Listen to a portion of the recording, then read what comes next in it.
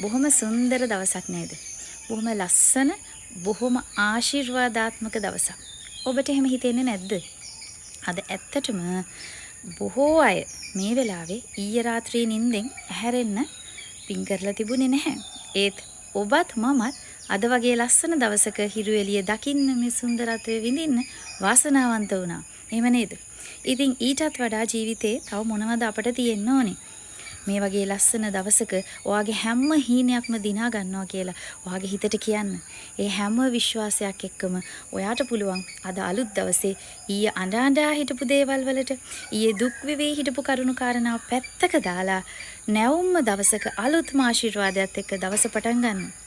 මේ තියෙන්නේ ඔයාගේ හීන දිනන්න පටන් ගන්න ඕන දවස් මිස තව තවත් හීන කල් දාන්න ඕන දවස් නෙවෙයි. මොකද හීන කල් දාන්න ඔයත් වයසට යනවා, කාලයත් ගෙවිගෙන යනවා, හීන තව තවත් පස්සට යනවා. එහෙම නේද? ඔයා අවසානයේ හීන දිනනකොට ඔයා එක්ක ඔයාගේ ආදරණීයන්, ඔයාගේ අම්මා තාත්තා ඉන්නම ඕන නේද?